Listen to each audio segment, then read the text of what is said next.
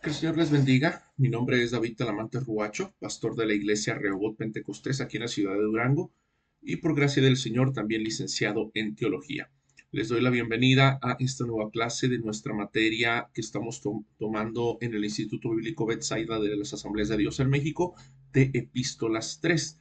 Ya estuvimos viendo un poquito acerca de una introducción a la hermenéutica, estuvimos viendo una introducción al género epistolar, estuvimos viendo la epístola a los Efesios y ahora vamos a ingresar a la epístola a los Colosenses. Vamos a tomar nuevamente esta modalidad asíncrona en la cual pues la grabación se les estará pasando para que la puedan ver y para aquellos hermanos que se les dificulta poder entrar a la hora de la clase pues también tengan la oportunidad de ver la clase más adelante. ¿Por qué opté por esta opción? Porque la intención es resolver algunas dudas respecto a el orden de la salvación y la predestinación, que por ahí un hermano mostró interés en abordar este tema. Mandé la encuesta ahí al grupo. Sin embargo, pues me di cuenta de que la gran mayoría de los alumnos no está interesado en este bonito tema. Entonces vamos a ingresar directamente a la carta a los Colosenses y para nuestro hermano que tiene interés en este tema tan importante, voy a tratar de estar subiendo algunos videos a la página de TikTok de Fe Objetiva para que pues ahí pueda resolver algunas dudas y tener esta dinámica acerca de este tema en particular. ¿Por qué es importante este tema? Solamente se los dejo sobre la mesa porque el Ordo Salutis, que se traduce como Orden de la Salvación, nos dice que en la cruz del Calvario el proceso de salvación que hizo Dios para nosotros, en el cual reconcilió al hombre con él, tiene varias dimensiones, varios aspectos: la redención, la reconciliación, la elección, la santificación, la justificación. Son muchos elementos, son 7 elementos que tiene, que están involucrados en la salvación tal cual. Y la forma como se aplican al ser humano es lo que diferencia los diferentes puntos de vista acerca de la soteriología, de la salvación, la predestinación, el supralapsarianismo, el infralapsarianismo, el arminianismo. Hay otras formas de ver la soteriología que están surgiendo, como el provisionismo. Entonces, la principal diferencia para estos puntos de vista es cómo ven ellos aplicados, no cronológicamente, sino en qué orden se van aplicando estos aspectos de la salvación. Y pues solamente para agregarlo, por ejemplo, el calvinismo ve la elección antes que todos los demás. Y en cambio, el arminianismo y algunos otros puntos de vista lo ven en segundo o tercer lugar. Entonces, esto es lo que diferencia el tema de la predestinación, el infralapsarianismo, el supralapsarianismo, el hipercalvinismo, el arminianismo clásico y el provisionismo y otros puntos de vista. Entonces, esto lo estaremos tratando en otra modalidad, ¿verdad? Ahorita, por lo pronto, vamos a ingresar a la carta a los Colosenses. La dinámica va a ser la misma. Ustedes van a ver el video, van a ver la grabación. El mismo portafolio de evidencias, el resumen de la clase que ustedes manden con sus apuntos, va a servir para portafolio de evidencias y también va a servir para justificar su asistencia. Y como trabajo de la unidad o como trabajo de esta clase, quiero que por favor hagan una tabla comparativa entre la carta a los Efesios y la carta a los Colosenses. Realmente no les va a llevar mucho tiempo, incluso la pueden buscar en internet. Yo les recomiendo, si tienen ese deseo de seguir desarrollando su mentalidad teológica, lo pueden hacer leyendo una carta, leyendo otra carta, que no lleva más de 15 o 20 minutos en la lectura de las dos, y sacando las diferencias y en qué concuerdan, en qué hay similitudes en las cartas. Pero si no, lo pueden buscar en internet, una tablita comparativa, y quiero que por favor lo hagan escrita en su libreta con su puño y letra para que quede grabada la información en su mente. Bueno, una vez aclarados estos puntos, vamos directamente al tema que nos corresponde de la carta a los Colosenses. La dinámica de la clase va a ser la siguiente. Los primeros minutos vamos a hacer una lectura o voy a hacer una lectura. Vamos a ir hablando acerca de los aspectos de la lectura y al finalizar vamos a tener algunas diapositivas para confirmar o reafirmar la información de la carta a los Colosenses. Muy bien, una vez dicho esto, pues vamos directamente con lo que nos compete. Vamos a hacer una pequeña lectura apoyados con este programita. de la carta a los colosenses. Dice la primera parte, la salutación. Pablo, apóstol de Jesucristo, por la voluntad de Dios, y el hermano Timoteo, a los santos y fieles hermanos en Cristo que están en Colosas. Gracia y paz sean a vosotros de Dios nuestro Padre y del Señor Jesucristo. En estos primeros dos versículos, el apóstol Pablo fundamenta su legitimidad ministerial en la soberanía de Dios. Es decir, el apóstol Pablo recordando a nosotros que los aspectos del género epistolar es que primeramente el género epistolar tiene un saludo al destinatario de la carta, el remitente de la carta, que en este caso es el apóstol Pablo y Timoteo, tienen un saludo a los destinatarios. Y en este saludo, el apóstol Pablo legitima su ministerio, recordando que en la iglesia primitiva el ministerio, más que un lugar o una posición, era una labor que se les encomendaba. Y el apóstol Pablo dice, mi apostolado viene directamente de parte de Dios, no es algo que yo haya querido hacer, sino que viene de parte de Dios. Se asocia con Timoteo y lo asocia como hermano en la fe. ¿Verdad? Aquí nos hace una presentación de Timoteo. Su salutación se dirige a la iglesia de Colosas empleando la expresión en Cristo.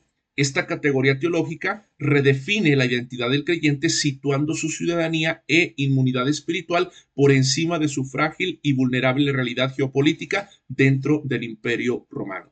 Aquí quiero compartir algo que es muy común en las cartas del apóstol Pablo. Realmente pues todos los escritos del Nuevo Testamento tienen entremezclados muchos aspectos teológicos, pero aquí nos metemos un poquito en la eclesiología. ¿Por qué? Porque desde la perspectiva protestante, recordando que somos protestantes, porque venimos de la Reforma Protestante que surgió en el 1517, la Reforma Protestante ve la iglesia como parte, la iglesia local, es decir, la parte visible de la iglesia, cada una de las iglesias, como parte de la iglesia invisible o la iglesia universal. Entonces, en este aspecto, el apóstol Pablo dice, somos parte del cuerpo de Cristo, de la ciudadanía del reino de los cielos, porque somos en Cristo, pero da la salutación a una iglesia en concreto. Esto nos recuerda que somos parte de un todo o parte de una iglesia universal, pero que al mismo tiempo formamos parte de una iglesia local. Y esto nos debe empujar a tener un amplio sentido de pertenencia. Defendemos nuestra iglesia local, defendemos nuestra perspectiva, en este caso defendemos incluso nuestro concilio en las asambleas de Dios, entendiendo que este concilio y esta iglesia y esta organización forman parte de la iglesia universal. Pero sigue hablando el apóstol Pablo.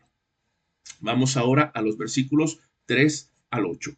Siempre orando por vosotros, damos gracias a Dios, Padre de nuestro Señor Jesucristo, habiendo oído de vuestra fe en Cristo Jesús y del amor que tenéis a todos los santos, a causa de la esperanza que os está guardada en los cielos, de la cual ya habéis oído por la palabra verdadera del Evangelio, que ha llegado hasta vosotros, así como a todo el mundo, y lleva fruto y crece también en vosotros, desde el día en que oísteis y conocisteis la gracia de Dios y en verdad, como lo habéis aprendido de Epafras, nuestro consiervo amado, que es fiel ministro de Cristo para vosotros, quien también nos ha declarado vuestro amor en el Espíritu.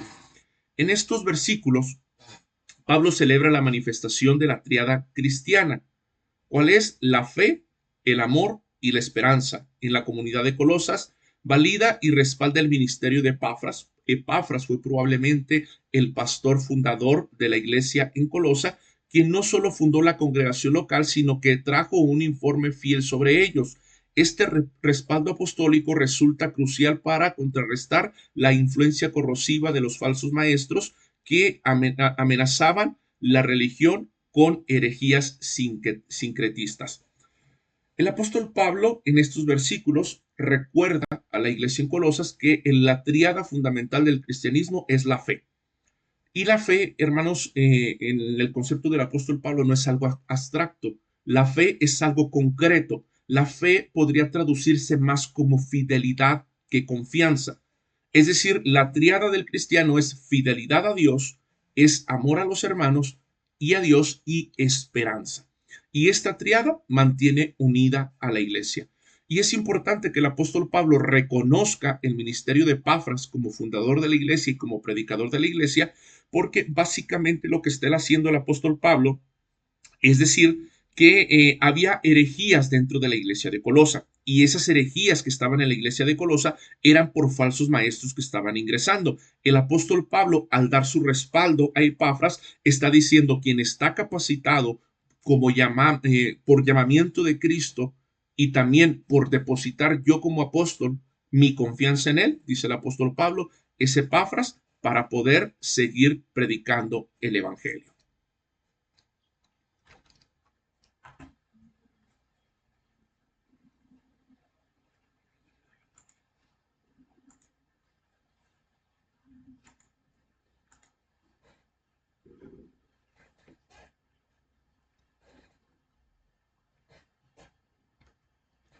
Ahora, a partir del versículo 9, el apóstol Pablo tiene una petición a los creyentes por madurez, dice el versículo 9. Por lo tanto, también nosotros, desde el día en que lo oímos, no cesamos de orar por vosotros y pedir que seáis llenos del conocimiento en toda sabiduría e inteligencia espiritual, para que andéis como es digno del Señor, agradándole en todo, llevando fruto de toda buena obra y creciendo en el conocimiento de Dios, fortalecidos con todo poder, conforme a la potencia de su gloria, para toda paciencia y longanimidad, con gozo, dando gracias al Padre que nos hizo aptos para participar de la herencia de los santos en luz, el cual nos ha librado de la potestad de las tinieblas y trasladado al reino de su amado Hijo, en quien tenemos redención por su sangre, el perdón de los pecados. El apóstol Pablo en esta intercesión se centra en que la iglesia sea llena del conocimiento pleno de la voluntad divina. Este entendimiento tiene una orientación enteramente práctica. Es decir, el apóstol Pablo está pidiéndole a la iglesia que crezca en el conocimiento del Señor. Es como una petición a Dios, pero al mismo tiempo una petición a la iglesia que crezca en el conocimiento de la voluntad divina, pero este entendimiento tiene una orientación práctica. Es decir, no se queda solamente en conocimiento como cualquier conocimiento matemático. ¿Cuál es el propósito práctico que tiene Pablo? Sostener un caminar digno del Señor, agradable en todo aspecto de la vida y producir fruto constante a través de buenas obras y ser fortalecidos por la potencia gloriosa de Dios en paciencia y longanimidad. Es decir, el apóstol Pablo está diciendo: todo lo que ustedes conocen acerca de la voluntad del Señor los debe de llevar a tener una vida práctica, y esa vida práctica se ve en un caminar digno de acuerdo a la voluntad de Dios, un caminar digno de acuerdo a su posición en Cristo, y esto lo lleva a una dignidad dentro de la iglesia y fuera de la iglesia. Por eso me gusta mucho el versículo 13, donde dice que Dios nos ha sacado, nos ha librado de la potestad de las tinieblas y nos ha trasladado al reino de su amado Hijo Jesucristo, por quien tenemos redención por su sangre. Y este versículo es un versículo muy interesante, muy importante desde la perspectiva escatológica, porque en el Antiguo Testamento se le conocía como reino de Dios. Es decir, los judíos entendían que iba a haber una nueva naturaleza. Me encantaría poder tener la oportunidad de hacer este contraste, esta perspectiva entre el sueño escatológico o el pensamiento escatológico que tenía el pueblo de Israel acerca de la nueva creación y su cumplimiento en Cristo, y cómo se ve esto en la interpretación del pasaje de Nicodemo cuando llega, y Nicodemo no alcanza a comprender el cumplimiento escatológico ya en un presente, sino una totalidad de cumplimiento hasta el futuro. Pero bueno, aquí lo importante es que nuestro Señor, el apóstol Pablo nos enseña que el reino de Dios es el reino de nuestro Señor Jesucristo. ¿Por qué? Porque esa nueva naturaleza, esa nueva humanidad que se iba a formar y que se había prometido al pueblo de Israel, tiene su cumplimiento a través de la persona de Jesús. Y cómo el cristiano llega a esa nueva naturaleza es a través de la obra del Espíritu Santo en su vida, en esa transformación en la cual el cristiano individualmente también es partícipe de esa santificación. Correcto, vamos a pasar, hermano, a los siguientes versículos, que son 15, 16 y 17. En la Reina Valera dice el encabezado: reconciliación por medio de la muerte de Cristo. Él es la imagen del Dios invisible y el primogénito de toda la creación, porque en él fueron creadas todas las cosas, las que hay en los cielos y las que hay en la tierra, visibles e invisibles, sean tronos, sean dominios, sean principados, sean potestades, todo fue creado por medio de él y para él. Y él es antes de todas las cosas y todas las cosas por medio de él subsisten. Se expone el corazón teológico de la epístola en estos tres versículos, definiendo a Jesucristo como la imagen perfecta e inteligible del Dios invisible. El término primogénito, que en el griego es prototokos, subraya su preeminencia absoluta en dignidad y rango legal por encima del cosmos. Él actúa por la causa eficiente, el plano arquitectónico, el entorno sustentador y la meta de todo el orden creado. La carta a los colosenses, hermanos, es una carta que va escrita para atacar una herejía que estaba creciendo dentro de la iglesia.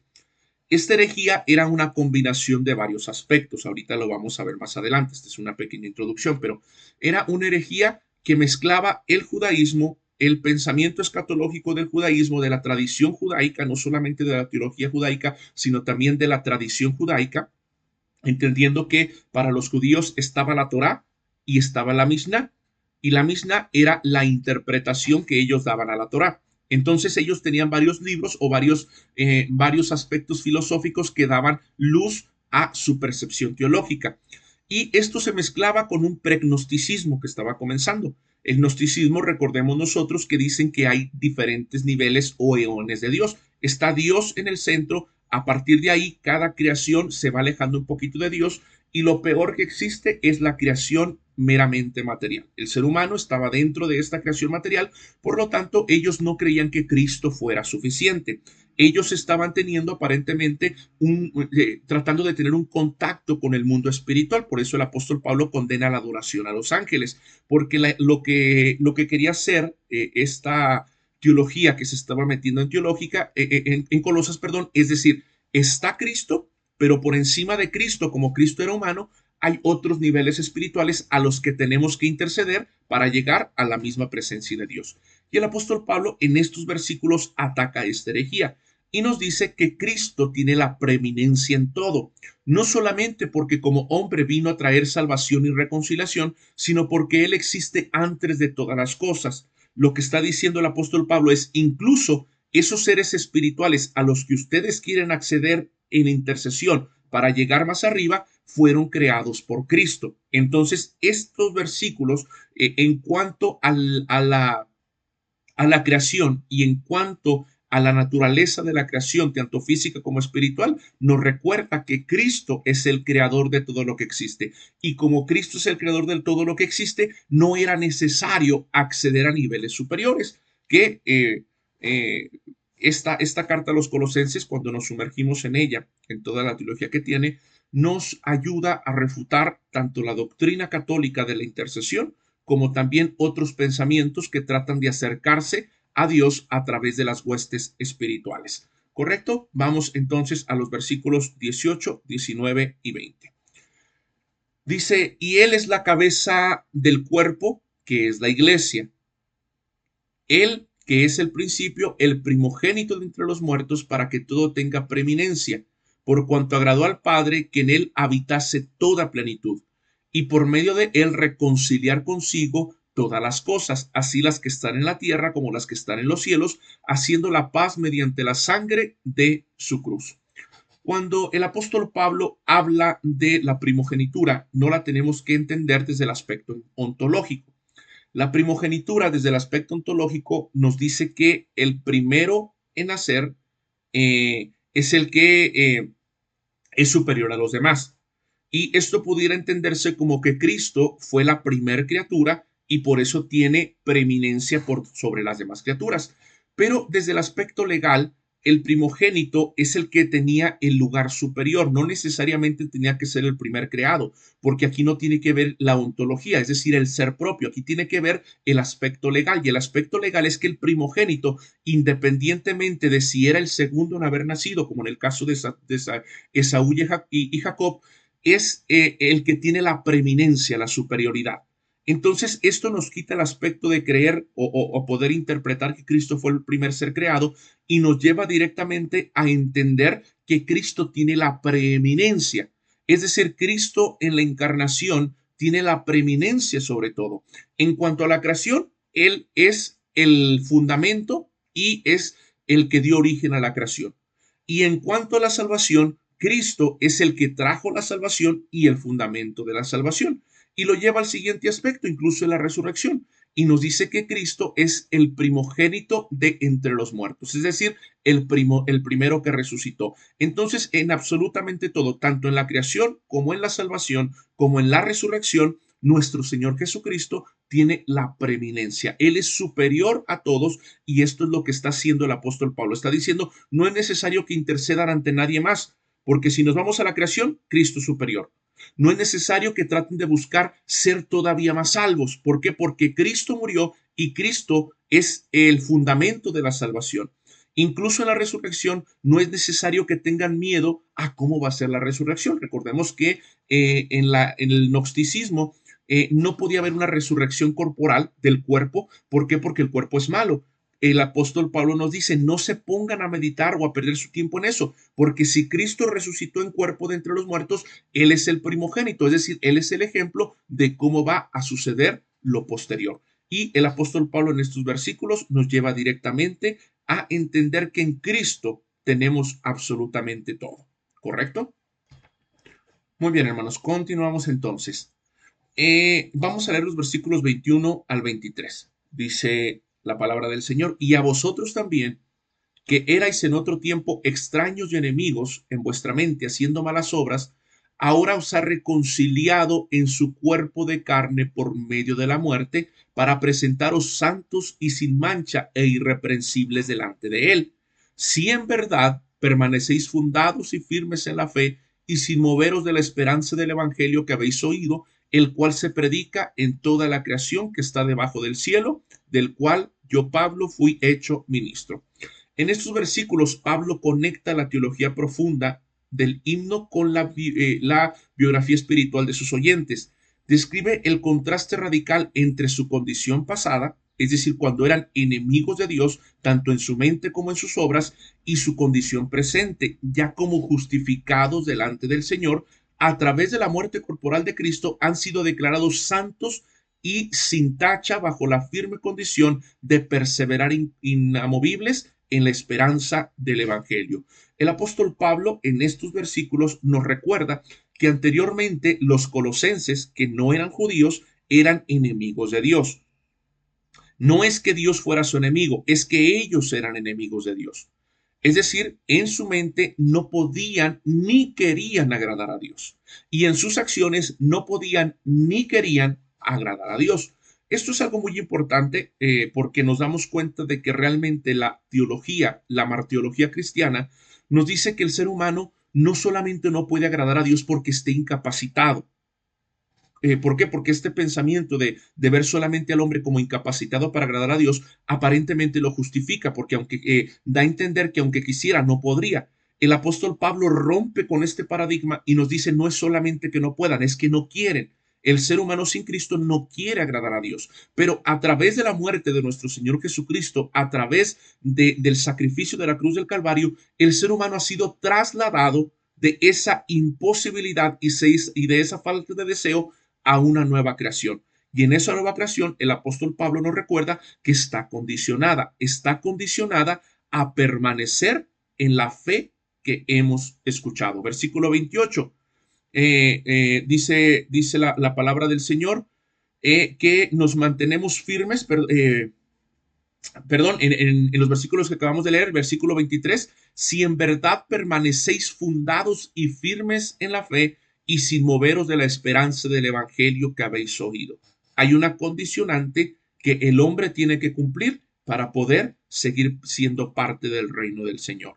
Entonces, hermano, esto es lo que nos enseña el apóstol Pablo en estos versículos. Pasamos a los versículos 24 al 29, que son los últimos versículos eh, de este primer capítulo. Dice la palabra del Señor. Ahora me gozo en lo que padezco por vosotros y cumplo en mi carne lo que falta de las aflicciones de Cristo por su cuerpo, que es la iglesia, de la cual fui hecho ministro según la administración de Dios que me fue dada para con vosotros, para que anuncie cumplidamente la palabra de Dios, el misterio que había estado oculto desde los siglos de edades, pero que ahora ha sido manifestado a sus santos, a quienes Dios quiso dar a conocer las riquezas de la gloria de este misterio entre los gentiles, que es Cristo en vosotros, la esperanza de la gloria, a quien anunciamos amonestando a todo hombre y enseñando a todo hombre en toda sabiduría, a fin de presentar perfecto en Cristo Jesús a todo hombre, para lo cual también trabajo luchando según la potencia de él, la cual actúa en mí. En estos versículos, Pablo nos explica que las prisiones y padecimientos que él está teniendo no representan una derrota, sino una extensión del servicio sacrificial a favor de la iglesia. Su comisión divina es proclamar el evangelio que estuvo oculto durante siglos. Cristo en vosotros, la esperanza de la gloria. Esta verdad derriba las barreras de exclusividad étnica y ofrece la madurez espiritual plena a los creyentes gentiles. El apóstol Pablo en estos versículos nos recuerda que él sigue sufriendo todavía por el evangelio, pero que ese sufrimiento él lo ve con gozo y lo ve con alegría, porque lo ve como cumplimiento de las aflicciones de Cristo. No es que Cristo no haya tenido el sufrimiento completo y todavía tenga que sufrir, sino que el apóstol Pablo está sufriendo lo que le corresponde por predicar el evangelio de Jesucristo. Y esto nos recuerda el llamamiento del apóstol Pablo, porque cuando Pablo está ciego, dice la palabra del Señor que cuando van a orar por él, dice, he escuchado que está persiguiendo a los cristianos. Y la respuesta de Dios es, yo le tengo que enseñar cuánto le es necesario padecer por mi nombre. El apóstol Pablo aquí está haciendo eco de aquellas palabras y nos recuerda que los sufrimientos que él tiene no es porque esté haciendo las cosas mal, que era la percepción judía, la perspectiva judía, era cuando a una persona le está yendo mal, es porque esa persona está en contra de Dios o está Dios castigándolo. El apóstol Pablo nos dice, no, no es que Dios me esté castigando y por eso esté sufriendo, sino que por el contrario estoy cumpliendo los padecimientos que tengo que cumplir por el Evangelio de nuestro Señor Jesucristo. Y así concluye el primer capítulo de la carta a los Colosenses. Continuamos, hermanos, con el capítulo 2. Y en el capítulo 2 el apóstol Pablo comienza a hablar del conflicto pastoral contra los discursos engañosos, dice el versículo 1. Perdón, hermanos, está un poco chiquita la letra, por eso como que de repente me trabo un poco. Pero vamos a continuar. Dice la palabra del Señor, porque quiero que sepáis cuán gran lucha sostengo por vosotros y por los que están en la Odisea, y por todos los que nunca han visto mi rostro, para que sean consolados sus corazones, unidos en amor, hasta alcanzar todas las riquezas del pleno entendimiento, a fin de conocer el misterio de Dios el Padre y de Cristo, en quien están escondidos todos los tesoros de la sabiduría y del conocimiento. Esto lo digo para que nadie os engañe con palabras persuasivas, porque aunque estoy ausente en cuerpo, no obstante en espíritu estoy con vosotros, gozándome y mirando vuestro buen orden y la firmeza de vuestra fe en Cristo Jesús. En estos versículos, Pablo detalla el profundo combate y agonía espiritual que experimenta por los hermanos de Colosas y la Odisea. Recordemos que Pablo no conocía personalmente ni a la iglesia de Colosas ni a la iglesia de la Odisea. Son iglesias, por eso decíamos en la clase anterior que probablemente la carta a los Efesios fue escrita más bien para la Odisea y cuando se comenzó a distribuir se le agregó el aspecto a los Efesios porque pareciera ser que Pablo no conocía a los miembros de la iglesia de Éfeso o de esa carta que está escribiendo y se supone que Pablo estuvo varias veces en Éfeso. Pero bueno, Pablo no conocía ni a los cristianos de Éfeso, ni a los cristianos, ni a los cristianos de Colosas, ni a los cristianos de la Odisea. Sin embargo, dice Pablo, he experimentado un gran amor por ustedes. Su objetivo prioritario es que sus corazones sean fuertemente consolados y unidos en un amor cohesivo. Advierte que solo en el misterio de Dios se hallan escondidos la totalidad de los tesoros del conocimiento, blindándolos contra la retórica persuasiva de los filósofos locales. El apóstol Pablo está diciendo, los amo, sufro grandemente por ustedes y el anhelo de mi corazón es que ustedes entiendan que solamente en Cristo, en el Evangelio, se encuentran ya abiertos, ya explicados todos los tesoros del plan divino de salvación. Esto, hermanos, contra aquellos ministros que decían que se tenía que acceder todavía a ciertos tesoros ocultos que no habían sido revelados en Cristo Jesús.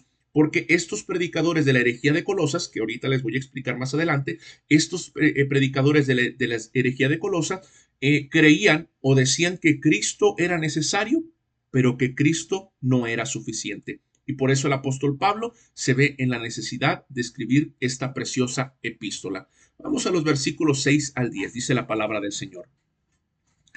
Por tanto, de la manera que habéis recibido al Señor Jesucristo, andad en él, y arraigaos y sobreedificados en él, y confirmados en la fe, así como habéis sido enseñados, abundando en acciones de gracia.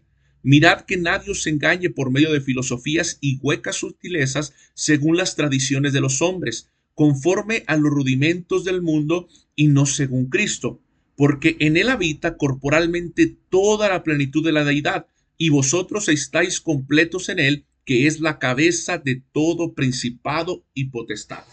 En estos versículos se exhorta a la comunidad a regular su conducta conforme a cómo recibieron originalmente a Cristo, arraigados en su persona y edificados firmemente sobre la sana doctrina.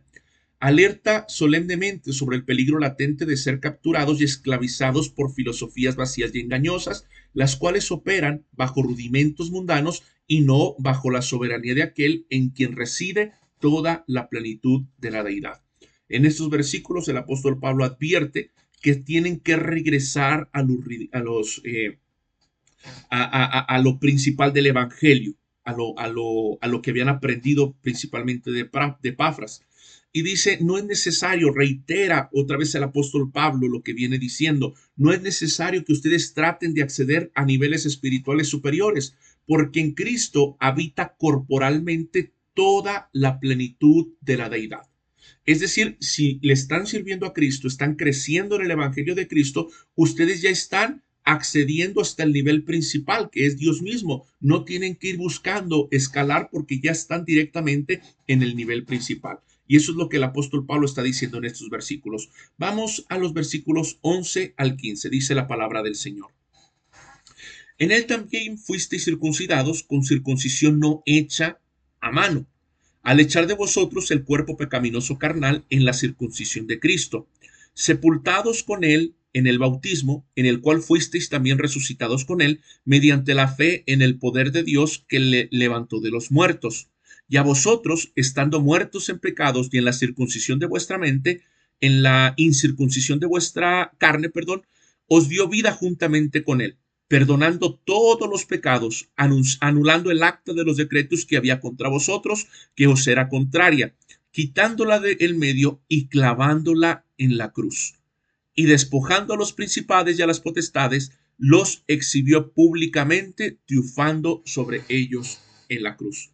En estos versículos, el apóstol Pablo detalla la profunda dimensión espiritual del bautismo cristiano. Pablo utiliza la potente metáfora del acta de los decretos, el registro de cargos legales que los condenaba, para revelar cómo Dios la anuló y clavó permanentemente en el madero. Paralelamente, expone la desarticulación de los poderes demoníacos, quienes fueron despojados de la autoridad y exhibidos en un desfile triunfal. Aquí el apóstol Pablo utiliza varias metáforas. Dice el apóstol Pablo que el acta de los decretos que nos era contraria fue clavada en la cruz del Calvario. Aquí, hermanos, me recuerda Max Lucado, que tiene un libro devocional llamado Él escogió los clavos. Cuando llega a la parte de la cruz del Calvario, él hace una explicación pues bastante devocional, ¿verdad? De lo que pasó en la cruz del Calvario. Y él dice que imaginemos el acta de los decretos, es decir, todo lo que nos condenaba, clavada entre el madero y la mano de nuestro Señor Jesucristo. Dice, la parte que está en el madero está cubierta con su mano, de tal manera que no puede leerse. Y la parte que está abajo, no importa qué tan larga sea esa acta, es tapada con la sangre que estaba surgiendo de las manos de nuestro Señor Jesucristo. Y en aquel tiempo, hermano, los lectores de esta carta habrían entendido que cuando se crucificaba a una persona, se ponía una acta con los motivos por los cuales se le estaba condenando. Dice el apóstol Pablo, o lo lleva a la analogía, y dice, no murió por sus propios pecados, sino que fue para tapar los pecados que nos correspondían. Pero además de eso, la otra analogía que utiliza el apóstol Pablo dice que en la cruz del Calvario, Cristo exhibió a los poderes espirituales y los avergonzó públicamente. Cuando había una conquista, cuando una nación llegaba a atacar a otra nación y la conquistaba, a los principales líderes de esa nación los hacían salir desnudos a la calle y hacían una procesión para burlarse de ellos. Dice el apóstol Pablo que en la cruz del Calvario no es que nuestro Señor Jesucristo hubiera, hubiera perdido, que nuestro Señor Jesucristo hubiera tenido una vergüenza, sino que por el contrario, esa aparente vergüenza, humanamente hablando, de nuestro Señor Jesucristo, fue para que en el mundo espiritual todo lo que tuviera que ver con el mundo espiritual negativo fuera avergonzado públicamente. Por eso el apóstol Pablo nos está diciendo, no es necesario acceder a niveles superiores de adoración a los ángeles y tampoco es necesario temer a los demonios. Les decía yo en la clase anterior, ¿verdad? Que hay muchas personas que en su intento por tener una guerra espiritual, están luchando constantemente contra los niveles espirituales y llegan a decir incluso, el apóstol Pablo nos enseña que hay diferentes niveles espirituales. No, no, no, no. El apóstol Pablo nos está diciendo que en la cruz del Calvario, Cristo ya acabó, avergonzó y destruyó todo lo que tenga que ver con los poderes espirituales, si se quiere entender que hay niveles espirituales, de tal manera que no es necesario luchar contra ellos, porque Cristo ya los avergonzó y los exhibió públicamente. Por eso es tan importante en la amartiología y en la demonología esta carta a los colosenses. Muy bien, continuamos. Versículos 16 al 23. Dice la palabra del Señor. Por tanto, nadie os juzgue en comida o bebida, o en cuanto a los días de fiestas, o lunas nuevas, o días de reposo, todo lo cual es sombra de lo que ha de venir, pero el cuerpo es de Cristo. Nadie os prive de vuestro premio, afectando humildad y culto a los ángeles, entremetiéndose en lo que no ha visto, vanamente hinchado por su propia mente carnal, y no haciéndose de la cabeza, en virtud de quien todo el cuerpo, nutriéndose y uniéndose por las coyunturas y ligamentos, crece con el crecimiento que da Dios. Pues si habéis muerto con Cristo en cuanto a los rudimentos del mundo, ¿por qué, como si estuvieseis en el mundo, os sometéis a los preceptos, tales como no manejéis, no gustéis, ni lo toquéis, en conformidad a mandamientos y doctrinas de hombres, cosas que todas se destruyen con el uso? Tales cosas tienen, la verdad, cierta reputación de sabiduría en culto voluntario, en humildad y en duro trato con el cuerpo, pero no tiene valor alguno contra los apetitos de la carne. El apóstol Pablo condena el sometimiento a normas rígidas sobre comidas, bebidas o calendarios ceremoniales, catalogándolas como meras sombras proféticas cuya realidad substancial se cumple en Cristo, desmitificando la rigidez ascética autoimpuesta y el falso culto a los seres angélicos, demostrando que tales ordenanzas carecen de valor eficaz para refrenar las pasiones corporales. ¿Qué es lo que sucede? En la iglesia de Colosas se estaba metiendo el pregnosticismo y también una especie de judaización. Y en esa judaización se decía se tienen que circuncidar. Por eso en los versículos anteriores dice Pablo que ya fuimos circuncidados, no en nuestra carne, sino en nuestra mente, quitando lo que nos ataba a, a la carne, a los deseos de la carne. Ahora el apóstol Pablo dice que no tenemos que someternos ni a calendarios, ni a fiestas, ni a bebidas, ni a comidas. El apóstol Pablo en los últimos versículos nos explica que tienen cierto valor de piedad, cierto valor de vida piadosa. Si se ve desde esta perspectiva, no está mal que una persona lo haga. Una persona puede decir, yo no quiero hacer esto, yo no quiero hacer esto, por cuestión personal, por un sacrificio piadoso personal al Señor. El problema con la iglesia en Colosas es que ellos lo veían como parte de la salvación y hay una diferenciación entre nuestra propia vida piadosa y tratar de imponer un nuevo elemento para la salvación. El apóstol Pablo nos dice que esta segunda cosa, el tratar de imponerlo como un elemento que agrega salvación, es lo que es un problema. ¿Por qué? Porque la persona que trata de someterse para alcanzar un mayor nivel espiritual se va a dar cuenta que no tiene ningún poder. Es decir, cuando una persona se trata de meter en un ascetismo profundo para someter a la carne, se va a dar cuenta que no la puede someter. ¿Por qué? Porque el problema no es lo que se hace externamente, el problema es lo que hay en el interior. Ahora, si una persona, volvemos a lo mismo, lo quiere hacer como un valor práctico devocional personal, lo puede hacer sin ningún problema, pero no lo puede imponer como algo necesario para el plan de salvación. Y ese era el problema que tenía la iglesia de Colosas, que quería seguir cumpliendo con ciertos aspectos del judaísmo para poder tener la salvación y para poder alcanzar niveles espirituales más profundos, ¿correcto? Continuamos.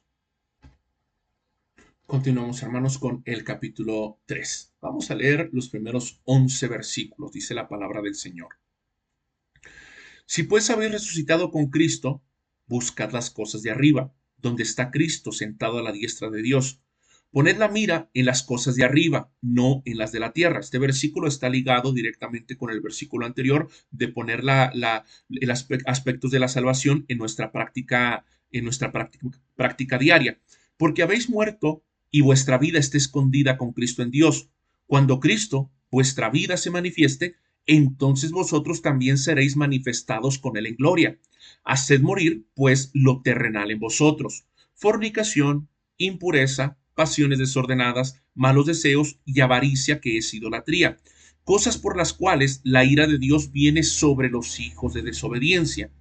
¿Por qué lo dice esto el apóstol Pablo? Porque en ocasiones como que la iglesia creía que ellos podían seguir practicando estas cuestiones y que la ira de Dios solamente iba a venir sobre los demás. No, si practicamos lo mismo, somos receptores de lo mismo. En las cuales vosotros también anduvisteis en otro tiempo cuando vivíais en ellas. Pero ahora dejad también vosotros todas estas cosas: ira, enojo, malicia, blasfemias, palabras deshonestas de vuestra boca. No mintáis los unos a los otros, habiéndoos despojados del viejo hombre con sus hechos, y revestíos del nuevo, el cual, conforme a la imagen del que lo creó, se va renovando hasta el conocimiento pleno, donde no hay griego, ni judío, ni circuncisión, ni incircuncisión, bárbaro, ni escita, siervo, ni libre, sino que Cristo es todo y en todos. Al haber participado de la resurrección espiritual junto a Cristo, el creyente está obligado a reorientar sus afectos e intelecto hacia las realidades celestiales. Esto exige hacer morir de manera radical los vicios de la vieja naturaleza terrenal y despojarse de la conducta corrompida, asumiendo la vestidura del nuevo hombre que se renueva continuamente a la imagen de su creador. Estos versículos, hermanos, son muy profundos.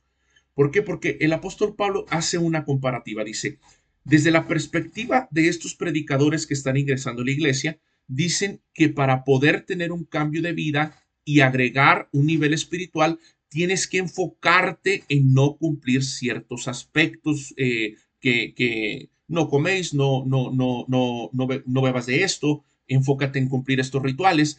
Dice, pero no, realmente el problema no son las prácticas, el problema es que esas prácticas vienen desde el corazón. Dice el apóstol Pablo, y tenemos que hacer morir esas obras. No es solamente practicar lo bueno o tratar de practicar lo bueno o no practicar lo malo, es tratar de hacerlas morir desde lo más profundo del corazón. ¿Y cómo se logra esto? Dice el apóstol Pablo. Hace esta comparativa, esta analogía. Despójense de la ropa del viejo hombre y cúbranse con la ropa del nuevo hombre. Es decir, cuando entendemos nuestra posición en Cristo, que somos nuevas criaturas, entonces buscamos las cosas de arriba. Y al buscar las cosas de arriba, es decir, las cosas de Dios, vamos poco a poco cambiando nuestra naturaleza desde el interior. Entonces, el problema de la iglesia en Colosas es que ellos trataban de cambiar externamente. Pero el apóstol Pablo dice, el cambio es desde adentro al entender quién es Cristo, al entender que Cristo es la plenitud y que la iglesia está plena en él, y a raíz de ese entendimiento comienza a haber un cambio desde lo más profundo del corazón. Y ese cambio viene porque nos quitamos el ropaje de la vieja naturaleza y ahora nos arropamos de la nueva naturaleza que está en Cristo Jesús. Y eso es lo que nos enseña el apóstol Pablo en estos versículos. Continuamos, hermano. Versículos 12 al 17. Vestíos pues como escogidos de Dios, santos llamados, de entrañable misericordia, de benignidad, de humildad, de mansedumbre, de paciencia, soportándoos unos a otros y perdonándoos unos a otros, si alguno tuviera queja contra otro, de la manera en que Cristo os perdonó, así también hacedlo vosotros. Y sobre todas las cosas vestíos del amor, que es el vínculo perfecto, y la paz de Dios gobierna en vuestros corazones, a la que asimismo fuisteis llamados en un solo cuerpo, y sed agradecidos. La palabra de Cristo more en abundancia en vosotros, enseñándoos y exhortándoos unos a otros en toda sabiduría, cantando con gracia en vuestros corazones al Señor con salmos e himnos y cánticos espirituales. Y todo lo que hacéis, sea de palabra o de hecho, hacedlo todo en el nombre del Señor Jesús, dando gracias a Dios Padre por medio de él. El apóstol Pablo en estos versículos nos explica cómo la comunidad de elegidos, santos llamados por Dios, la iglesia, debe vestirse de misericordia, mansedumbre y mutua tolerancia, perdonando los agravios con la misma gracia otorgada por el Señor. El amor corona esta estructura ética como el lazo de perfección absoluta. Se prescribe que la paz de Dios arbitre los corazones y la palabra de Cristo habite ricamente también en los corazones. El apóstol Pablo estos versículos los utiliza como una cuestión de vida práctica, de teología práctica, y nos dice que debe de haber relación entre los hermanos. Esa relación entre los hermanos, recordando que cuando hay niveles espirituales o se quieren ver niveles espirituales, hay diferencias. El apóstol Pablo dice, lo que pasa es que si ustedes quieren que haya niveles espirituales, eso va a llevar a menospreciar a los que creen que tienen un menor nivel espiritual. Eso no es así, porque no hay judío, ni esclavo, ni libre, ni escita, no hay ninguna diferencia ni étnica, ni social, ni religiosa en el cuerpo de Cristo. Y esto nos lleva a que tampoco hay niveles espirituales. Debemos de amarnos todos, de perdonarnos todos. Y dice el apóstol Pablo, sobre todo, tenemos que vestirnos de amor, que es el vínculo perfecto. ¿Por qué el amor es el vínculo perfecto? Porque el amor cubre multitud de pecados. ¿A qué me refiero con esto? El ejemplo. Cuando nosotros amamos a nuestros padres o amamos a nuestros hijos, cuando nuestros padres nos ofenden, los amamos tanto que a pesar de que conocemos la forma de ser en que ellos son, porque nuestros padres no son perfectos y nuestros hermanos no son perfectos, los amamos tanto que justificamos los errores que puedan tener por amor a ellos. Dice el apóstol Pablo, ese mismo amor que es el vínculo perfecto, porque el amor cubre multitud de pecados, multitud de fallas, los tenemos que tener entre los hermanos. Y cuando entendemos nuestra posición en Cristo, que somos igualmente salvos, espirituales, llamados, aquellos que tenemos mucho tiempo en el Evangelio y los que están comenzando, eso nos lleva a tener un vínculo perfecto, en el cual si se nos ofende, perdonamos. Y si ofendemos, pedimos perdón. Y eso es lo que el apóstol Pablo nos enseña en estos versículos. A partir de aquí, amados hermanos, el apóstol Pablo pasa ya a teología práctica. Recordamos nosotros que siempre el apóstol Pablo enseña un qué, un por qué y al final de todas sus cartas un para qué. Ahora entramos al para qué. Casadas, estad sujetas a vuestros maridos como conviene al Señor. Y maridos, amad a vuestras mujeres y no seáis ásperos con ellas. Aquí, hermano, explico dos cuestiones rápidas. En el tiempo del primer siglo, la mayoría de los matrimonios, principalmente en el mundo gentil, eran matrimonios arreglados. Es decir, no eran por amor, eran para poder obtener algún beneficio, ¿verdad? Cuando un soldado tenía la oportunidad de casarse con la hija de algún superior en el ejército, se casaba para tener los beneficios propios de ingresar a la familia de ese superior. Cuando viene el cristianismo y el cristianismo comienza a dar libertad a las mujeres comenzaron pues imagínense ustedes, ya muchísimos años, toda una vida, a lo mejor recibiendo maltrato por parte de su marido porque no era un matrimonio por amor. Cuando hay cierta libertad, pues las mujeres probablemente comenzaron a tener ciertas actitudes vengativas contra sus maridos. Por eso el apóstol Pablo dice, no, tienen que estar sujetas a ellas, a ellos como conviene al Señor. Y los maridos eran en la mayor parte del tiempo ásperos, muy fuertes con las mujeres porque no había un amor. El apóstol Pablo dice, tienen que amarlas. El amor cristiano dentro del ámbito familiar, porque hay ocasiones en las cuales los matrimonios no se llevan a cabo por amor, sino por circunstancias de la vida. Cuando vienen a los pies de Cristo, el apóstol Pablo dice, independientemente de cuál es el motivo por el que tú te encuentres junto a tu esposo o junto a tu esposa, tienes que someterte a él y tienes que amarla a ella. Versículo 20, hijos, obedeced a vuestros padres en todo, porque esto agrada al Señor. Padres, no exasperéis a vuestros hijos para que no se desalienten. Son actitudes, hermano, volvemos al mismo el contexto de la iglesia en Colosa. Era un contexto muy militar, entonces los padres eran muy fuertes, muy rígidos con los hijos, porque querían que los hijos cumplieran con el propósito que ellos como padres habían trazado para los hijos.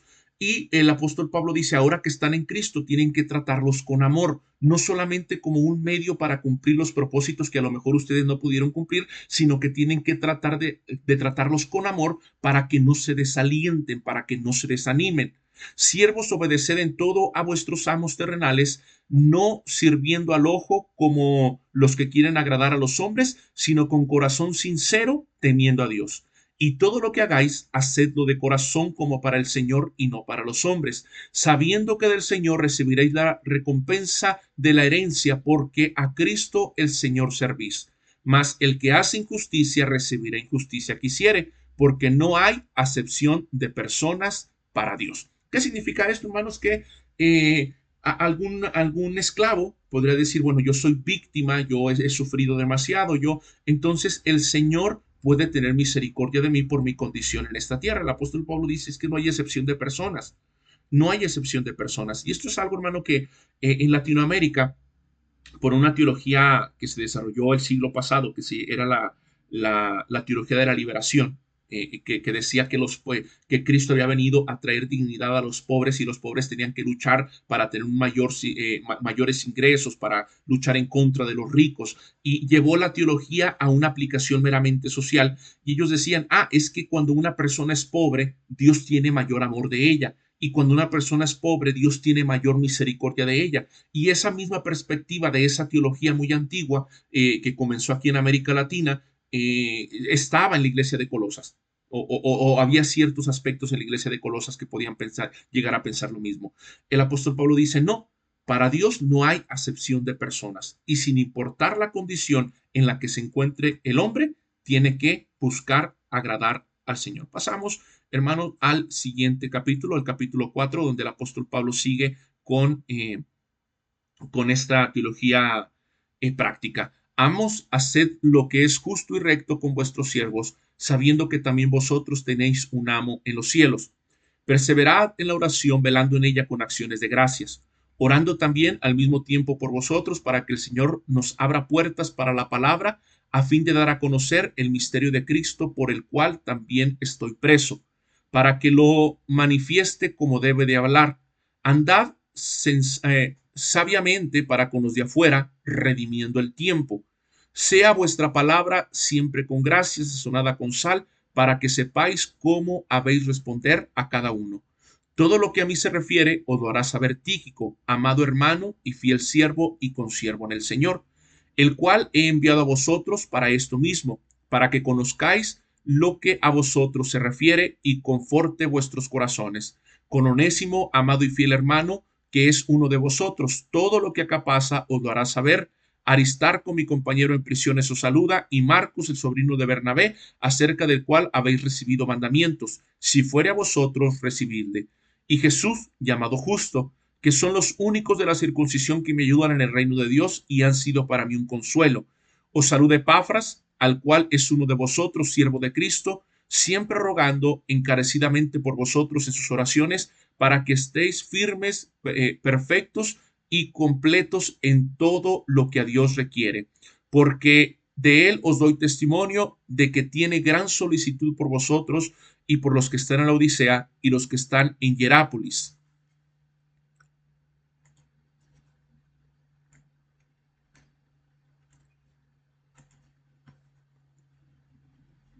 Os saludan Lucas, el médico amado, y Demas. Saludad a los hermanos que están en la Odisea y a Ninfas y a la iglesia que está en su casa. Cuando esta carta haya sido leída entre vosotros, haced que también se lea en la iglesia de los laodicenses y que las de la Odisea la leáis también vosotros. Decid a Arquipo, mirad que cumplas el ministerio que recibiste en el Señor. La salutación es de mi propia mano. Pablo, acordaos de mis prisiones, la gracia sea con vosotros. Amén. Ya, hermano, en estos últimos versículos, pues Pablo se refiere a los códigos domésticos tradicionales de la antigüedad bajo el señorío de Cristo y se exhorta a las esposas a una sujeción voluntaria y digna, y a los esposos a un amor sacrificial exento de asperezas. Los hijos son llamados a la obediencia como un acto de adoración agradable, mientras que a los padres se les prohíbe exasperar a sus hijos para preservar su integridad emocional. Pablo termina después de eso con las oraciones, tomando en cuenta a las personas que conoce, y así termina la carta a los colosenses. Ahora sí, mis amados hermanos, con toda esta perspectiva, vamos nosotros a ingresar a las diapositivas que tengo para ustedes.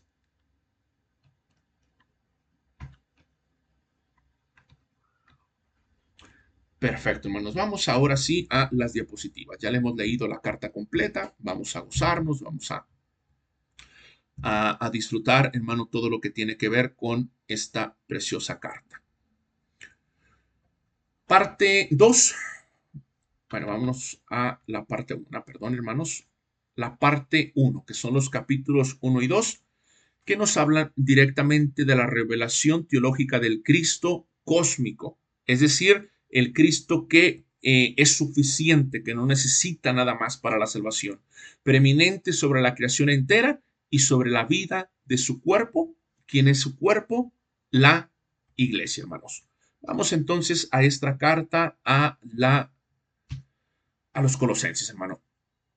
Un andar digno en el Señor. Para comprender Colosenses debemos comprender que era la famosa herejía de Colosas. Colosas no enfrentaba una sola religión rival, sino un sincretismo agresivo. La palabra sincretismo significa unión, amalgama. El comentario del expositor detalla que esta filosofía mezclaba el legalismo judío, es decir, la circuncisión, la observancia de los días de reposo y también las comidas, con el ascetismo rigorista y el misticismo pagano, el cual promovía el culto a intermediarios angélicos. Pablo no se limita a argumentar intelectualmente, él ataca la raíz de este error. Si los colosenses creían que necesitaban de rituales secretos o de intermediarios para llegar a Dios, Pablo les recuerda que en Jesucristo habita corporalmente toda la plenitud de la divinidad. En Él estamos completos, no hay necesidad de añadidos espirituales. El Evangelio de Cristo no es un punto de partida, es la meta final. Esta frase, hermanos, me encanta. Me encanta esta frase, porque dice que el Evangelio de Cristo no es un punto de partida, el Evangelio de Cristo es la meta final. ¿Y por qué es importante esto, hermanos? Porque en la iglesia de Colosas estaba el predicador principal, que era Epafras, que enseñaba la doctrina de Cristo, y esta amalgama de combinación de sincretismo de diferentes perspectivas que mezclaban el cristianismo, el gnosticismo y el judaísmo estaban afectando grandemente a la iglesia, hermano. Y esto es algo que tenemos que tener muy en mente para poder entender lo que era esta herejía que estaba dentro de la iglesia de Colosas. Muy bien, la supremacía de Cristo que abarca los capítulos 1 y 2. En la mente teológica de Pablo no puede haber una vida moral sana si la cristología que define esa vida moral está distorsionada. En este bloque vamos a analizar el himno que describe a Cristo como soberano de la creación y la obra redentora de la cruz que desarma la raíz de los poderes espirituales malignos. No podemos andar dignamente en Dios si no comprendemos primeramente lo que es la vida, la vida en Cristo, lo que es la cristología. ¿Verdad? Conocimiento espiritual, tenemos que, bueno, orar con diligencia para ser llenos de la sabiduría de su voluntad bajo el entendimiento del Espíritu. Fructificar, esto significa llevar fruto continuo en toda buena obra y experimentar un crecimiento sólido en el conocimiento profundo de Dios. Poder sostenedor, fortalecidos conforme a la potencia de su gloria soberana para lograr paciencia y constancia y mantenernos firmes. Y acción de gracias, agradecer con alegría al Padre Celestial que nos hizo herederos plenos de su reino eterno en Cristo. Después de esta salutación en la cual Pablo nos invita a tener un conocimiento espiritual, a fructificar, a entender el poder sostenedor y a dar gracias, el apóstol Pablo pasa al himno cristológico. Y dice el himno cristológico, esto, hermano, la mayoría de los estudiosos creen o llegan a la conclusión de que es un himno que se cantaba en las primeras congregaciones, entendiendo que en el inicio de la iglesia cristiana el propósito de los himnos era enseñar teología. Como no podían tener acceso a todos los escritos del Antiguo y del Nuevo Testamento, muchas de las iglesias, la forma que tenían de aprender doctrina era a través de los himnos. Y dice el himno cristológico, Cristo es la imagen fiel del Dios invisible, el primogénito de toda la creación, porque en él fueron creadas todas las cosas del universo, las visibles y también las invisibles. Ya lo vimos, el apóstol Pablo en este himno cristológico nos recuerda que no es necesario tener o buscar acceso a los niveles superiores porque en Cristo lo tenemos absolutamente todo. ¿Por qué? Porque todo fue creado por medio de él y para él. Él es el centro y sostenedor de la creación y la cabeza soberana del cuerpo que es la iglesia, reconciliando todas las cosas por medio de él derramamiento de su sangre en la cruz del Calvario. Todo lo que tiene que ver con el plan de la salvación tiene que ver con Cristo. Y todo lo que tiene que ver con Cristo tiene que ver con el plan de salvación. Y hermanos, esta es la diferencia entre la eclesiología católica romana y la eclesiología protestante que incluye a las asambleas de Dios. La eclesiología católica romana ve como el medio de salvación. Ellos dicen que el medio final es Cristo, ¿verdad? Pero en la práctica es la propia iglesia, porque para ser salvos ellos dicen que tienes que estar dentro de la iglesia católica romana. En cambio, el cristianismo lo ve diferente. Miren, más o menos vamos a verlo de esta manera. Desde la perspectiva católica romana, es en ascenso. Tú ingresas a la Iglesia Católica Romana a través del bautismo.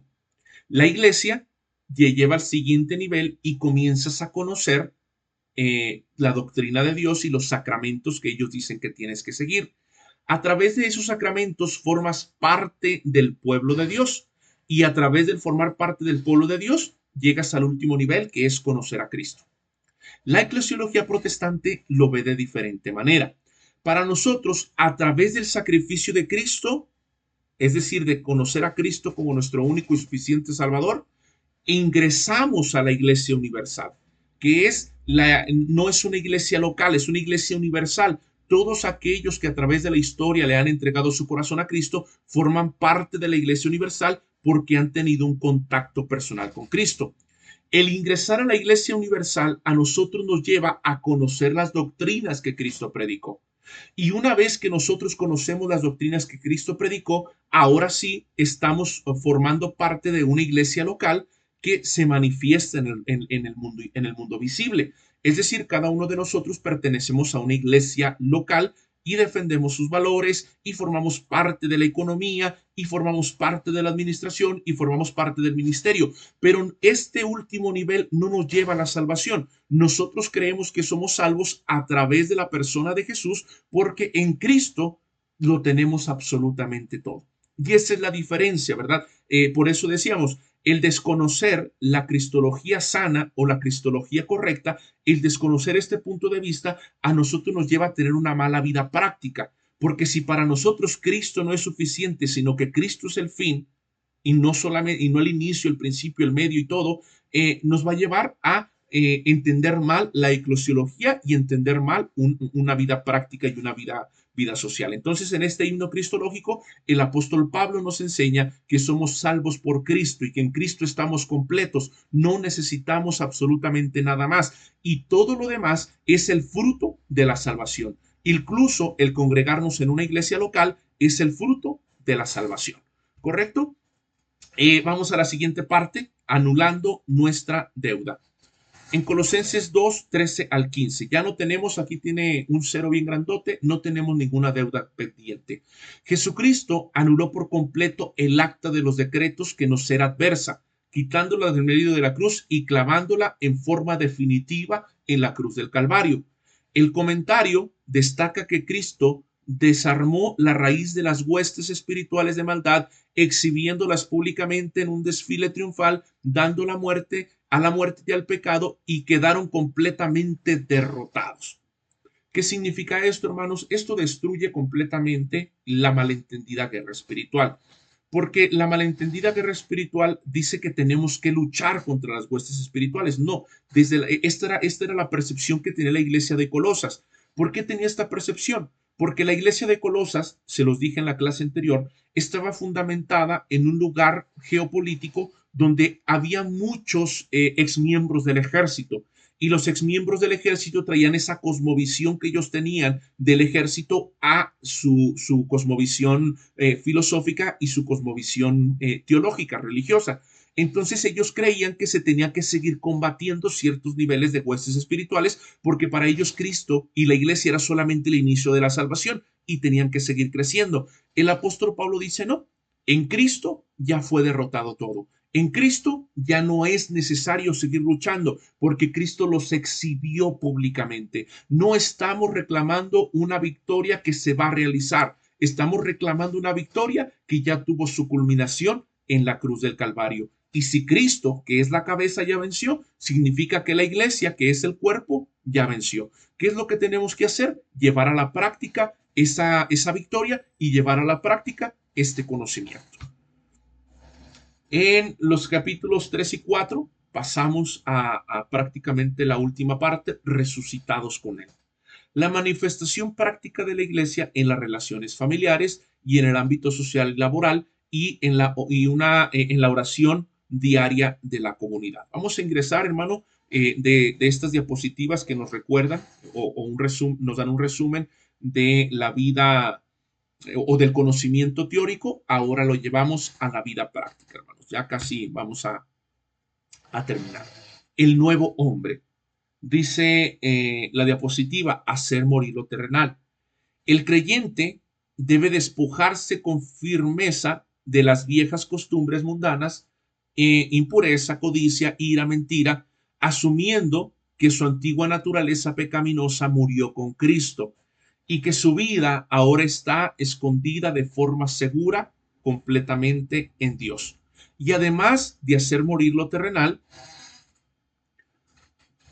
el apóstol Pablo nos lleva a que tenemos que vestirnos del nuevo hombre como elegidos de Dios. Los santos deben revestirse de misericordia entrañable, de humildad, de bondad y de paciencia fraternal. El perdón mutuo y el amor incondicional constituyen el vínculo perfecto de madurez de la nueva comunidad en el Señor. Ahora el apóstol Pablo, al llegar al capítulo 3, que es lo que nosotros estamos leyendo, realiza una transición característica de la doctrina al deber. Si hemos resucitado espiritualmente con Cristo, nuestro estilo de vida debe reflejar esa unión celestial con Cristo. En esta sección, en donde estamos hablando de estar resucitados con Él, vamos a analizar el cambio de ropaje espiritual, cómo despojarnos de la vieja naturaleza de maldad y vestirnos de las virtudes del nuevo hombre, y cómo esto redefine el matrimonio y la paternidad en Cristo. En los versículos 3, del capítulo 3, 1 al 17, nos presenta un imperativo radical. Un imperativo es un mandamiento. Poned la mirada en las cosas de arriba, no en las cosas de la tierra. Pablo nos llama a hacer morir lo terrenal en nosotros.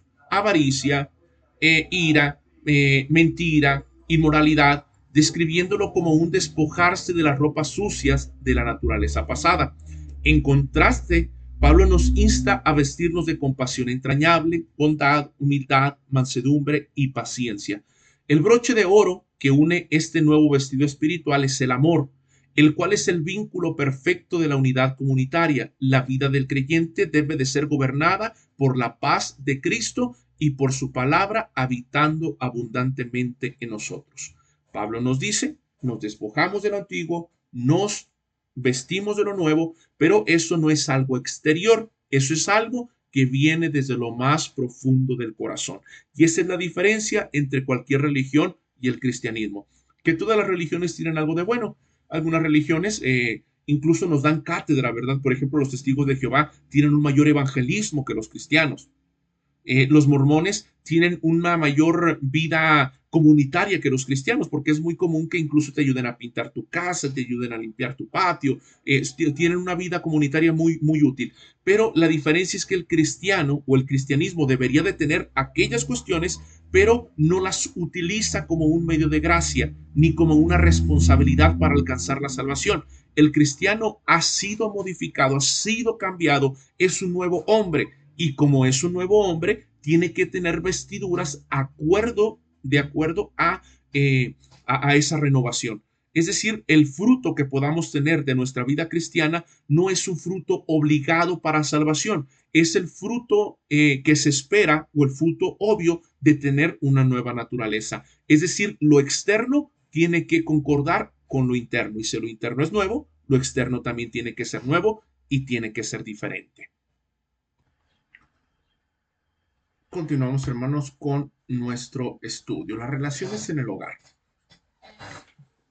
Algo que me encanta de la teología del apóstol Pablo es que no se queda solamente en la iglesia. Pablo no se queda solamente en el caminar externo, en lo que la sociedad ve. Pablo lo lleva y dice que esa nueva ropa que tiene que concordar con el nuevo hombre en esa relación, ¿verdad? De, de nuestra nueva vida en Cristo, la lleva hasta la vida familiar, la lleva hasta la cocina, la lleva hasta la vida práctica, hasta la sala, hasta cada parte de nuestra vida cristiana. Y nos dice la relación matrimonial, primeramente, que es el núcleo de toda la sociedad. Nos exhorta a que tengamos, a que las esposas hacia los esposos, a sumisión voluntaria y amor abnegado sin amargura, reconociendo el liderazgo espiritual.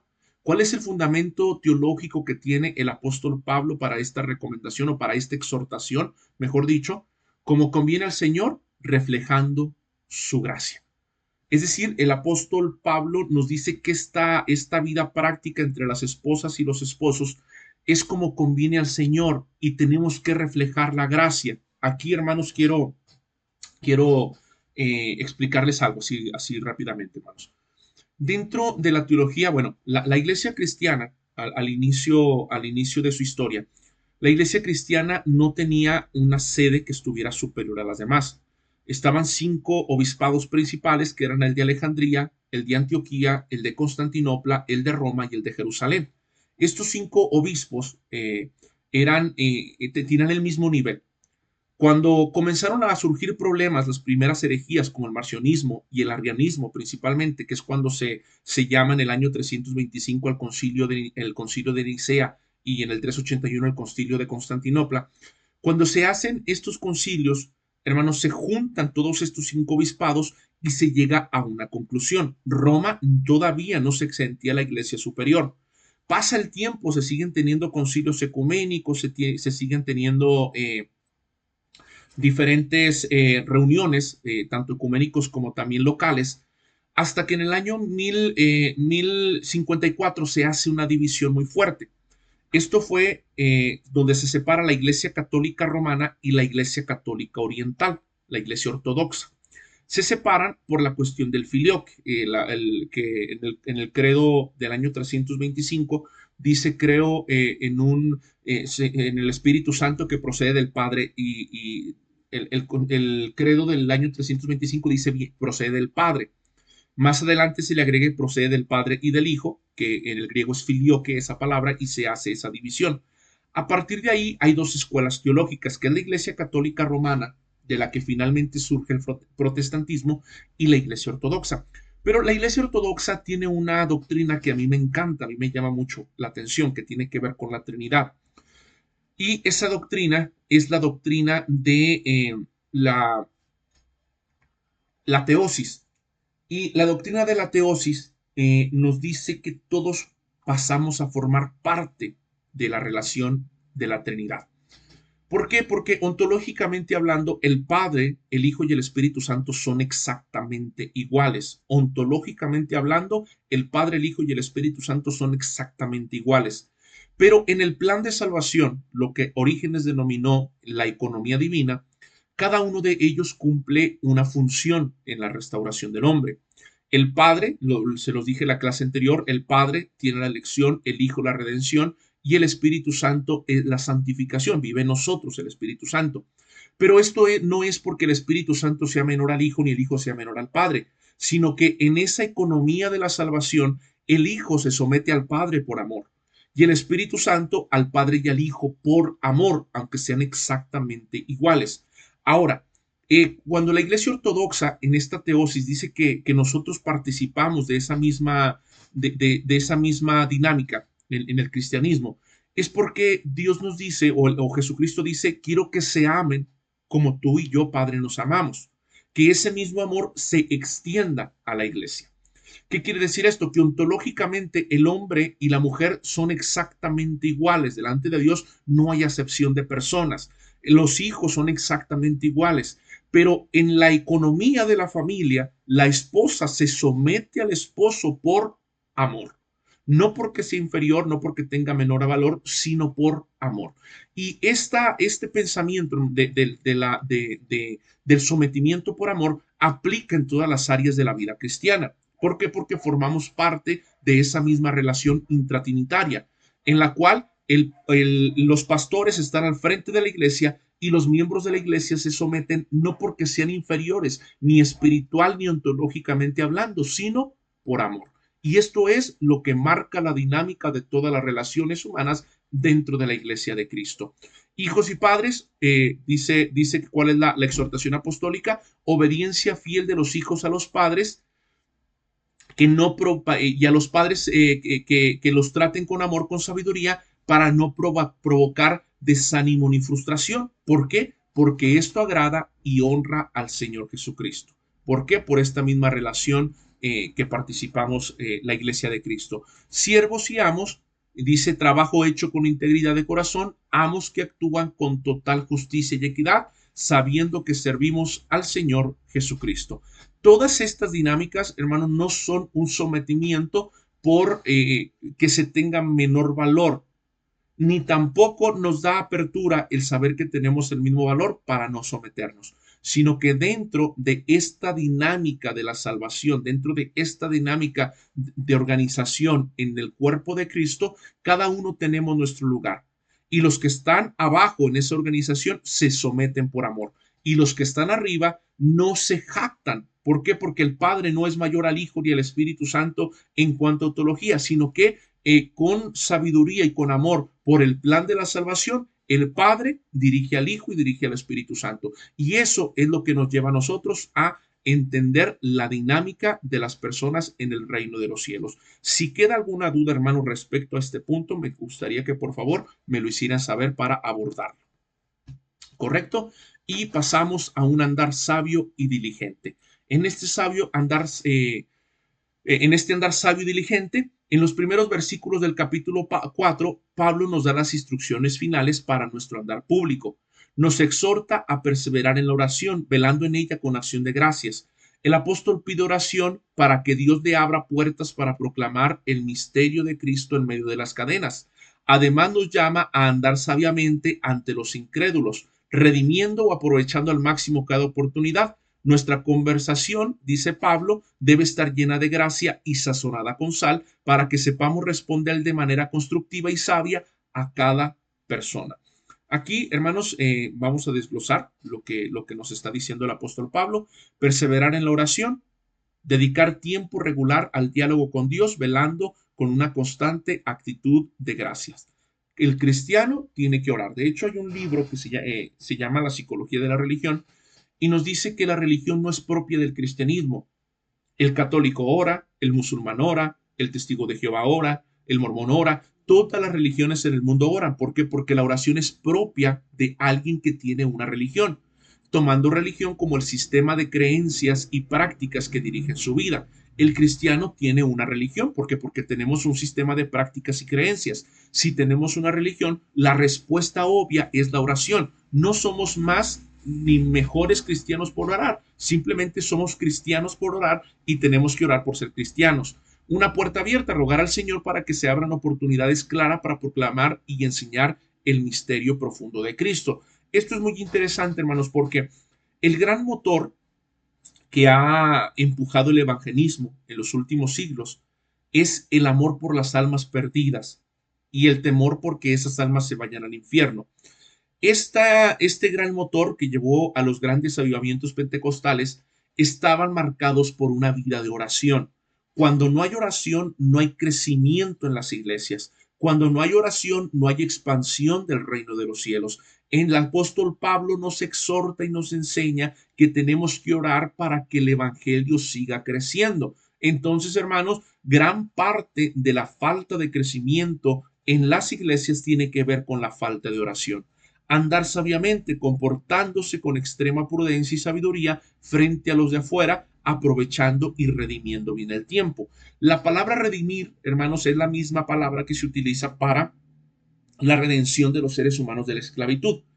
¿Qué nos da a entender el apóstol Pablo? Que nuestro tiempo es esclavo. ¿Por qué es esclavo? Porque cada uno de nosotros y cada miembro de las iglesias tenemos una diferente cuna en la que hemos crecido.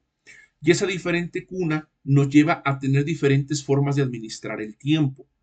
Esa administración del tiempo cuando venimos a los pies de Cristo es esclava de aquella forma en la que la administrábamos antes. Y el apóstol Pablo nos dice, tenemos que rescatarlo, tenemos que comenzar a cambiar la forma en la que invertimos nuestro tiempo porque los días son malos. Es decir, hermanos, día con día tenemos que aprender a hacer una pequeña agenda de nuestras vidas y decir cuánto tiempo de mi vida lo he redimido del mundo, es decir, de las prácticas que antes para mí eran normales y que no necesariamente incluso tienen que ser malas, simplemente son prácticas que antes teníamos y cómo he redimido mi tiempo para ahora utilizarlo en el Señor. Y nuestras palabras tienen que ser sazonadas con sal. Mantener una conversación llena de gracia para saber responder adecuadamente a cada persona. Esto nos lleva, hermano, a una práctica, porque a una práctica no podemos dar lo que no tenemos.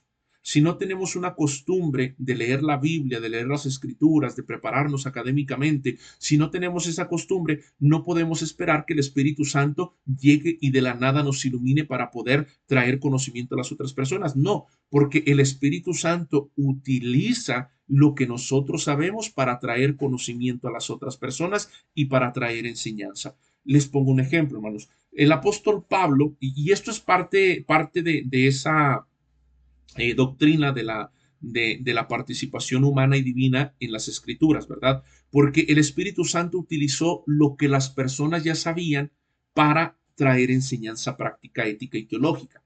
¿A qué me refiero con esto? El apóstol Pablo tenía conocimiento de construcción. El apóstol Pablo tenía conocimiento de atletismo. El apóstol Pablo tenía conocimiento de la filosofía.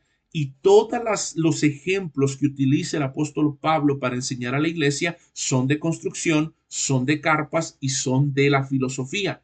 Si el apóstol Pablo hubiera tenido conocimiento de la pesca como lo tenía el apóstol Pedro, probablemente los ejemplos que hubiera utilizado son de la pesca. ¿Qué quiero enseñar con esto, hermanos? Que cada uno de nosotros tenemos que aprender a alimentar nuestro conocimiento, a alimentar nuestro acervo de palabras, nuestro acervo teológico, nuestro acervo de conocimiento para poder compartir con otros lo que va a ser de bendición para sus vidas. Y cada uno de nosotros va creando nuestra propia escuela y nuestra propia forma de hablar y de predicar. Finalmente, hermanos, el apóstol Pablo nos habla o termina hablando de sus compañeros de milicia. Pablo concluye destacando la red de ministros fieles que sostienen la obra. Tíquico como portador fiel, Onésimo como hermano restaurado, Ireneo o Epafras luchando en oración con mansedumbre, en oración por la madurez de los hermanos de Colosas, Estas menciones personales recuerdan que la doctrina de la supremacía cósmica de Cristo no es una especulación teórica, sino un estilo de vida que se experimenta y se encarna en una comunidad de servidores fieles. Con esta salutación final, con esta despedida, el apóstol Pablo nos recuerda que él no era un trabajador solo y que el reino de los cielos no puede crecer por personas solitarias, sino que necesitamos de una red de colaboradores, de hermanos, que cada uno cumpla con una función, que cada uno cumpla con una tarea para poder ir creciendo en el reino de Dios. De hecho, algo que me llama mucho la atención cuando leemos los evangelios es que inmediatamente se menciona a Judas Iscariote, se le menciona con la frase el que más adelante lo traicionaría o el que lo entregó, cosa que no pasa con los demás discípulos. Cuando se menciona a Pedro, no termina diciendo sobre el primero que declaró que Jesús era el Cristo, el Hijo del Dios viviente, o sobre aquel que se le entregan las llaves del reino de los cielos. No, solamente de Judas se le menciona como el que traiciona a Jesús. ¿Por qué es esto? Porque imaginemos nosotros, hermano, el grupo de apóstoles viviendo juntos, comiendo juntos, durmiendo juntos durante 3 años, compartiendo sueños, compartiendo temores, teniendo miedo cuando se iba a hundir la barca, teniendo esa incertidumbre de qué iba a pasar antes de que Jesús multiplicara el panes y los peces. Habían formado una hermandad, una amistad. Esperaban que cada uno de ellos cumpliera el propósito para el que Cristo los había llamado. Sin embargo, cuando Judas los traiciona, Judas no solamente traiciona a Cristo, Judas traiciona también el cuerpo de Cristo. Y el cuerpo de Cristo se ve lastimado, el cuerpo de Cristo se ve dolido. Yo me imagino a los apóstoles, aunque la Biblia no lo menciona, pero podemos imaginarnos a los apóstoles reunidos pensando, ¿qué fue lo que pasó? ¿En qué momento Judas nos traicionó? ¿En qué momento entró a Judas ese deseo de irse en contra de lo que nosotros habíamos creído? La respuesta nunca la tuvieron. Lo traemos a nuestro tiempo, hermano, y muchas veces nos reunimos o nos congregamos, hacemos alianzas con personas que esperamos que se comporten de cierta manera. Y cuando terminan no comportándose de esa manera, nos duele. Nos duele, hermano, porque estamos emitiendo el dolor que Cristo mismo siente cuando su cuerpo es lastimado. Pero por otro lado, es una exhortación a nosotros mismos, porque al igual que nosotros esperamos que otras personas cumplan con su misión, otras personas esperan que cada uno de nosotros estemos cumpliendo con la misión que estamos teniendo.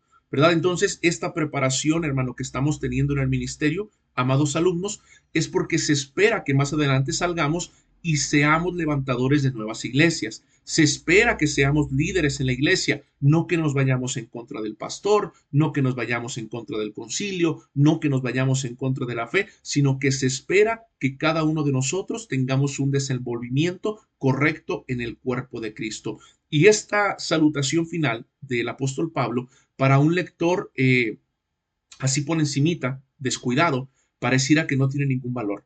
Pero para nosotros, que somos estudiantes de teología, nos recuerdan que cada uno está formando parte del cuerpo de Cristo y que al igual como sin Pablo no se hubiera escrito la carta, sin Onésimo llevando la carta y sin Epafras llevando la carta, no se hubiera cumplido la misión completa. Y al igual, hermanos, que como Pablo siempre intercedía por la iglesia, de la misma manera, si Epafras no hubiera ido con Pablo a platicarle lo que estaba pasando, Pablo probablemente jamás hubiera escrito esta carta para corregir los problemas. Entonces, cada uno de nosotros, desde nuestra trinchera, estamos siendo partícipes del reino de los cielos. Y yo los invito, esta es una aplicación más devocional, yo los invito a que si hay algún problema en alguna de sus congregaciones, vayan directamente con la persona que está al frente, con el líder, con el pastor, se sometan. ¿Por qué? Porque ese sometimiento, como se los dije anteriormente, es un sometimiento por amor y es un sometimiento por humildad. Pudiéramos decir, yo sé más que él, estoy más preparado que él, tengo mayor libertad que él, sí, pero en el reino de los cielos el sometimiento no es por capacidad, ni por ontología, ni por ser. El sometimiento es por amor a la organización que Cristo ha tenido a bien el tener a la iglesia. Entonces, hermanos, todo este panorama es el panorama de la carta a los colosenses.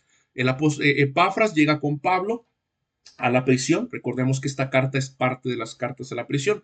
Llega el apóstol Pablo, Epafras con Pablo a la prisión, le comenta a la iglesia que está en Colosas, le dice esas herejías que se estaban metiendo dentro de la iglesia. El apóstol Pablo escribe esta carta para darle a Epafras su lugar, a los pastores su lugar, a los que estuvieron trabajando por la iglesia su lugar, y les dice que tienen que corregir todos los errores que hay. Y el error principal que tenían era un desconocimiento del sacrificio de Cristo y de quién era Cristo. Y a través de ese conocimiento todo lo demás comienza a ajustarse.